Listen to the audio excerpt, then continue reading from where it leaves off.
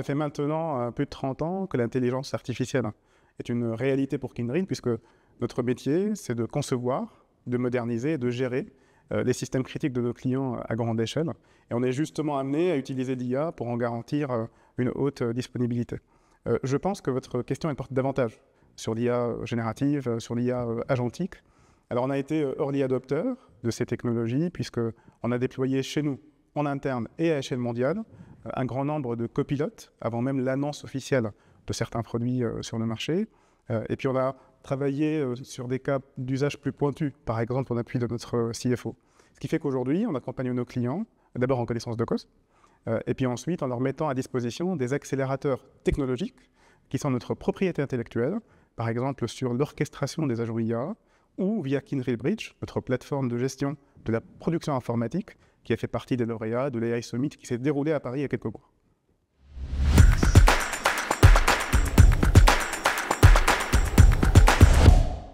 Pour factualiser où en sont les entreprises dans leur transformation et dans leur adoption de l'IA, on a interrogé dans le cadre du Kindred People Readiness Report plus de 1100 dirigeants dans 26 industries différentes. Il s'avère que, d'après les chiffres qu'on a eus, plus de 95% des organisations ont déjà investi et ont adopté l'IA, sauf que 60% d'entre elles sont soit au début de leur parcours, soit n'ont pas le ROI escompté. Et je pense que pour aider le DSI, il faut justement l'aider à s'affranchir des contraintes qui font qu'on n'arrive pas à pleinement tirer profit des potentiels de l'IA. Et il y a 3 préoccupations majeures. La première concerne la sécurité des données. On sait tous que les systèmes d'IA mobilisent un grand volume de données, que pour la plupart, ces données-là sont des données sensibles, et donc cette préoccupation, elle est légitime, surtout à un moment où les cyberattaques se multiplient. La deuxième préoccupation concerne la manière de conduire ces projets, et qui va bien au-delà de la traditionnelle collaboration entre le métier et l'IT, puisqu'on voit bien qu'il faut embarquer d'autres acteurs, comme le DPO, comme la gestion des risques, comme la finance. Pour revenir sur l'exemple de Kindred et de ce qu'on a fait pour nous-mêmes, on a défini un AI Console, qui rassemble le socle de compétences critiques, et qui aide à porter un regard éclairé sur les cas d'usage qui sont de bons candidats pour une généralisation. La troisième préoccupation concerne le ROI de ces initiatives, et je pense qu'il faut aller bien au-delà d'un ROI qui serait purement financier et de surcroît court-termiste. Puisque l'IA est un pari long terme en entreprise, il y a d'autres avantages qui rentrent en jeu, comme l'attractivité, comme l'acculturation, et puis la révolution 4.0 ne se fera pas en quelques mois.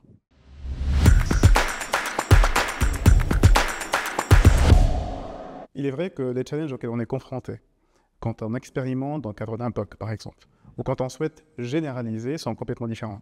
Puisque d'une part, on veut aller vite, dans le respect de la politique de l'entreprise, puis d'autre part, on peut être confronté à d'autres types de challenges, comme le coût, la sécurité, les compétences, l'interopérabilité, ou alors les biais qui s'amplifient. Et c'est la raison pour laquelle il faut armer les DSI et les organisations d'un framework multidimensionnel qui permet de tenir compte de ces aspects dès le démarrage des initiatives. Par ailleurs, l'IA est un sujet qui avance à grande vitesse et qui impose de continuellement investir sur le développement des compétences, dans ce qu'on pourrait presque qualifier maintenant d'une transformation permanente. Ça, c'est sur le volet compétences. S'ajoute à cela la nécessité de continuellement fine-tuner les modèles. Pour être très concret, si vous êtes une entreprise de prêt-à-porter et que vous avez mis en place un système d'IA générative dans le cadre du service après-vente, eh bien ce système, lorsque vous lancerez de nouveaux articles la saison prochaine, il faudra qu'il soit tout aussi pertinent sur des articles qu'il ne connaît pas encore, d'où l'importance de fine-tuner les modèles en continu.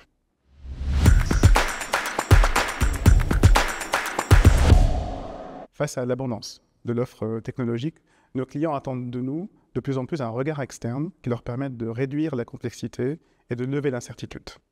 En d'autres termes, ils attendent de nous un accompagnement qui soit éclairé, qui soit responsable et qui soit neutre, c'est-à-dire qui ne soit pas systématiquement associé à une solution propriétaire. On passe donc de plus en plus avec nos clients dans des logiques de co-innovation, ce qui pose la question de comment on innove. Et on est convaincu qu'il faut conjuguer 2 choses. La profondeur des expertises sur laquelle on investit, associée à la meilleure solution de l'écosystème.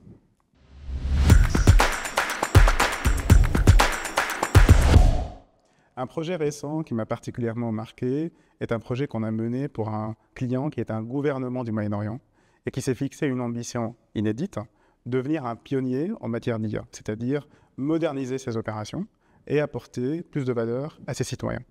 Les cas d'usage concernent par exemple la gestion du trafic urbain, la surveillance sanitaire préventive, la prévention de la fraude, pour les instances gouvernementales, ou alors les chatbots qui sont à destination des citoyens et qui leur permettent de se repérer dans les services publics qui leur sont disponibles. Le challenge qu'ont rencontré ce client est que pour tirer profit pleinement des opportunités offertes par l'IA et l'IA agentique en particulier, il aurait fallu migrer l'ensemble de ces données vers le cloud, ce qui, au-delà de l'effort que ça aurait suscité, eh bien, entraînait de vraies problématiques de souveraineté. Pour répondre à ce besoin, Kyndryl a proposé un modèle d'IA agentique hybride, c'est-à-dire une orchestration centrale qui s'opère dans le cloud et qui agit d'ailleurs comme le cerveau de l'opération et qui collabore avec des agents IA locaux qui sont déployés dans les data centers souverains du client.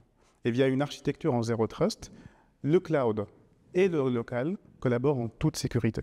Ça veut dire qu'on a mis en place un modèle de gouvernance qui va allier automatisation à grande échelle et surtout souveraineté et sécurité des données.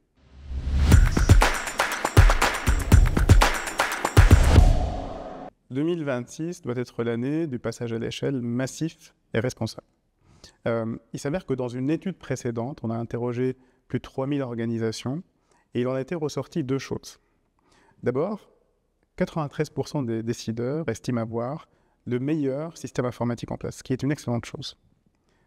Sauf que quand on les a interrogés pour savoir si ce système était prêt à pleinement accueillir l'IA, 73% d'entre eux ont dit non.